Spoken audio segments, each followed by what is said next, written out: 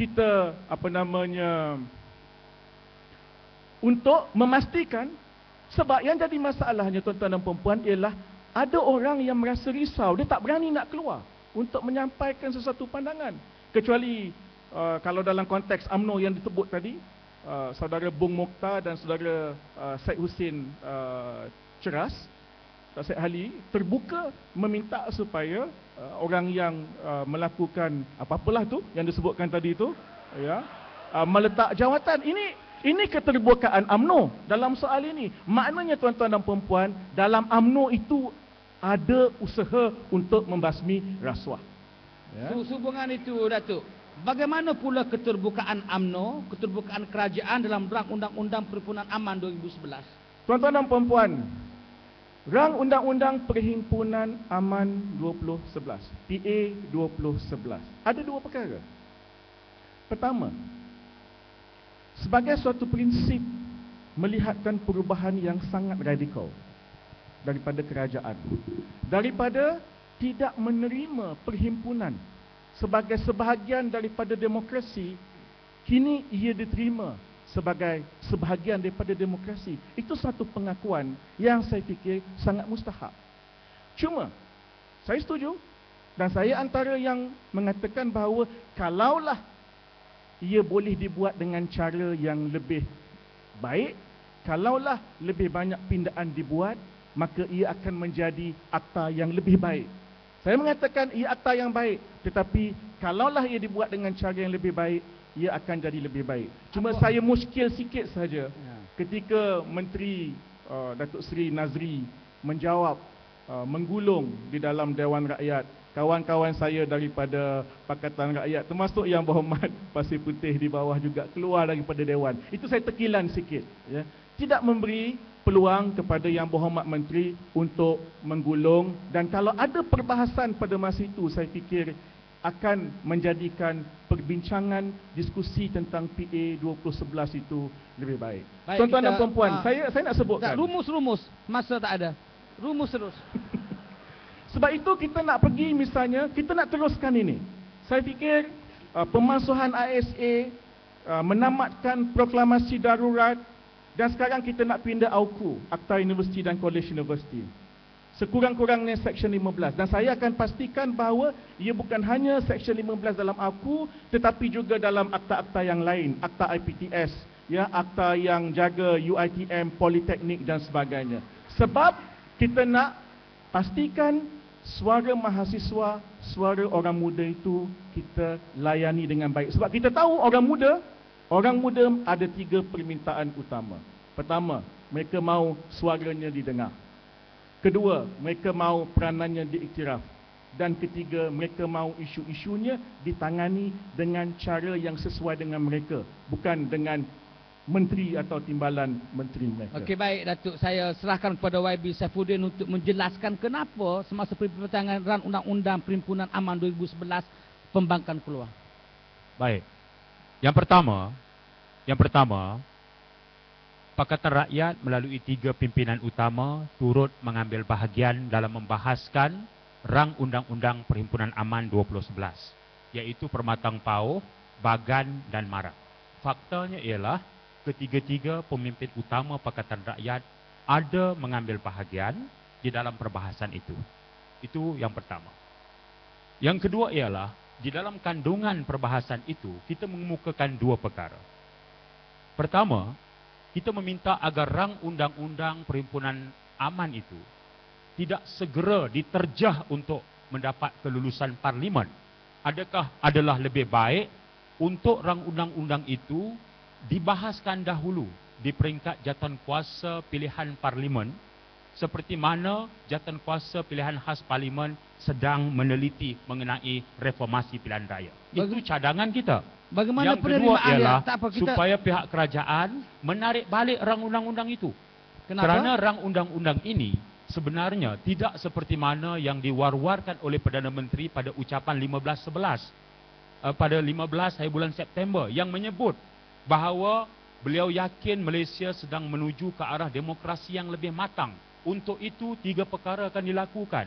Ordinan darurat akan dihapuskan.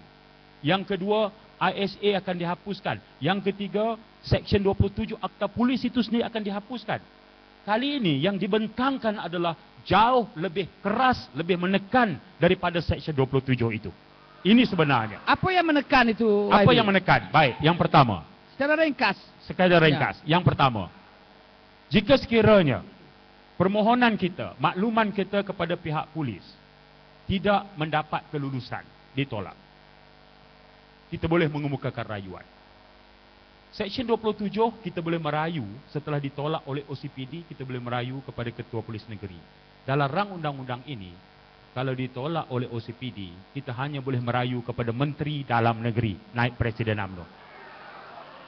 Dari sudut practicality, apakah Profesor berpendapat itu adalah satu jalan yang praktikal?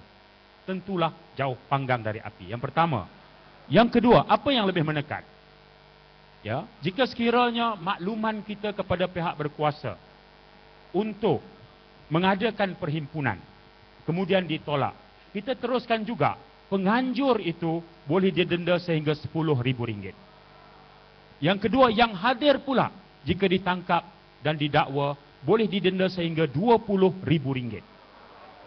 Baik, makluman kita itu kepada pihak polis menghendaki kita maklumkan daripada rang undang-undang asal 30 hari.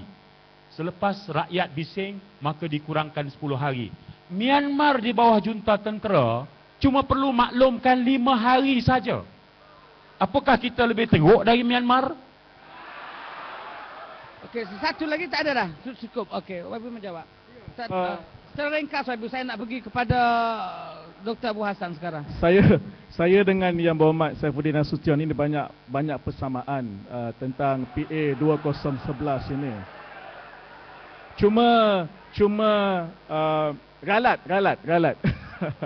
Ralatnya ialah tak betul kalau nak kata lebih teruk daripada sebelum.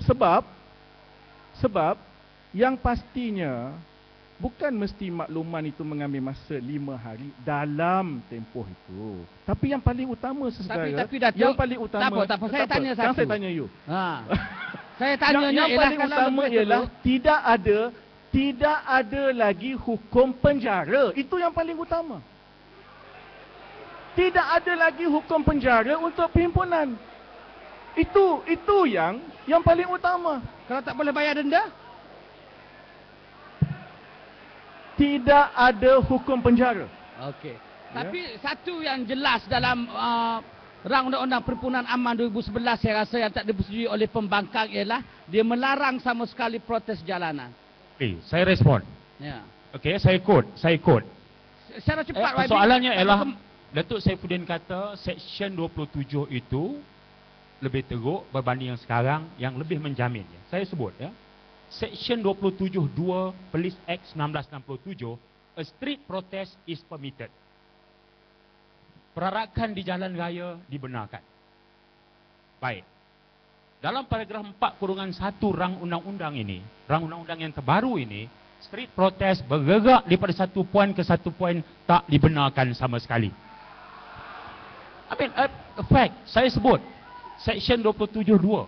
Saya bandingkan dengan paragraf 4(1) rang undang-undang ini. Maknanya nak bergerak daripada Balai Islam Lundang, nak pergi ke Hotel Renaissance itu, tak boleh lagi dah. Tak boleh bergerak from one point to another point. Dah tak dibenarkan. Ini. Okey, saya pergi kepada pembicara ketiga. Hal perkara ini. Prof Abu Hassan, you cakap tadi you datang ke sini untuk membentangkan data dan maklumat kepada penonton sekalian.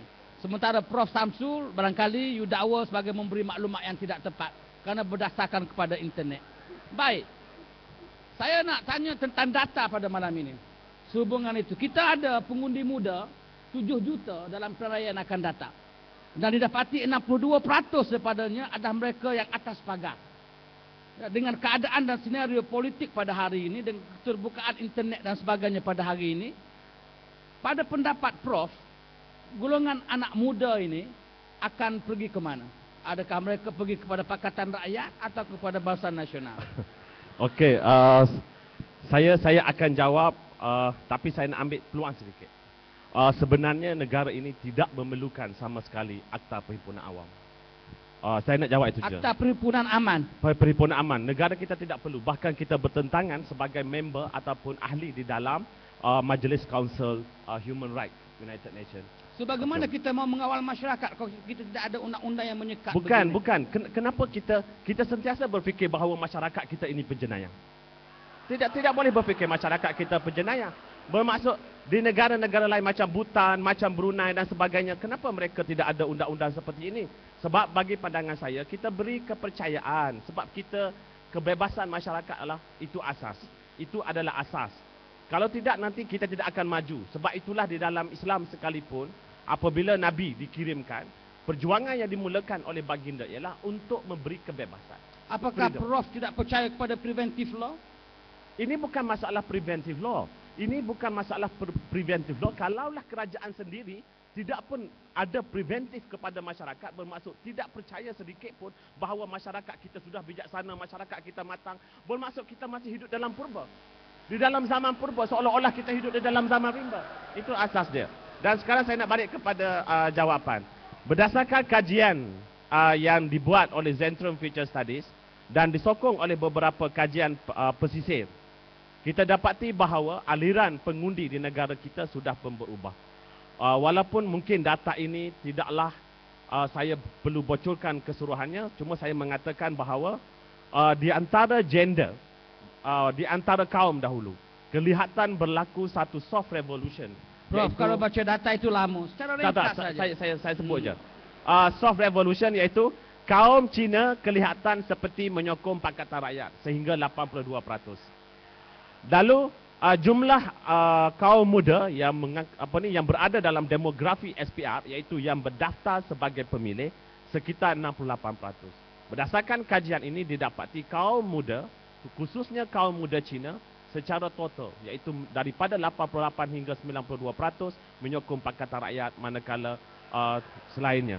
Dan secara total, pengundi muda secara total, iaitu tanpa mengira kaum, kelihatan masih berpihak kepada Barisan Nasional secara total, iaitu kedudukan Barisan Nasional mengatasi Pakatan Rakyat 3%. Bermaksud Barisan Nasional sedang berada di atas berdasarkan pandangan kaum muda 3%.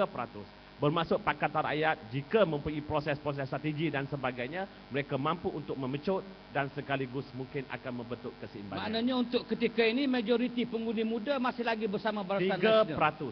akibat daripada sokongan kaum Melayu, iaitu kaum sokongan muda. 3%. Kepada Barisan Nasional. Kepada Barisan Nasional. Maka sukar untuk Pakatan Rakyat mengimplementasikan Tidak. kemenangan. Saya mengatakan pada pandangan pada hari ini, pada pandangan saya pada hari ini, statistik menunjukkan bahawa perubahan itu akan berlaku apabila seminggu ataupun beberapa minggu sebelum pilihan raya. Khususnya di kalangan kaum muda Melayu. Sebab kaum muda Melayu mereka lebih defensif. Ya, mereka lebih berhati-hati dan mereka memerhati sebab mereka lebih dekat dengan budaya popular, manakala kaum muda Cina begitu close ataupun sangat rapat dengan kuasa ekonomi. Lalu akibat daripada tekanan ekonomi, mereka dapat merasakan secara dekat. Manakala kaum muda Melayu mereka lebih kepada pemikiran-pemikiran baharu. Jadi akhirnya yang saya ingin tegaskan di sini ialah selain daripada data tersebut, apa yang perlu diberi perhatian? Ini bukan persoalan survival mana-mana parti politik. Ini bukan persoalan survival sama ada YB Datuk Saifuddin selaku Timbalan Menteri Pelajaran ataupun YB Saifuddin Nasution selaku Setiausaha Agung PKR. Tidak. Tetapi sebagai masyarakat, apa yang kita harus ingat ialah sebuah parti politik itu bukan milik semua orang. Tetapi sebuah negara itu buat semua rakyat. Seandainya sebuah parti politik itu musnah, kita boleh ganti parti politik lain. Kita pernah ada Hamim, kita pernah ada Berjasa, kita pernah ada Parti Negara dan sebagainya. Tetapi jika negara ini hancur akibat daripada rasuah yang tidak berhenti-henti, akibat daripada penyelewengan dan pecah amanah yang tidak berhenti-henti, tidak kira siapa pun yang memerintah itu, maka orang akademik memberi teguran. Mereka harus dijatuhkan, mereka harus digulingkan. Ini bukan persoalan. Mereka bukan persoalan apa yang berlaku di Mesir. Saya ambil sebagai contoh. Apa yang berlaku di Mesir? Saya menetap dengan sahabat saya. Di Mesir mereka sudah derita berpuluh-puluh tahun. Akibat daripada tirani. Akibat daripada aparat yang diketuai oleh Hosni Mubarak dan sebagainya. Hak rakyat mereka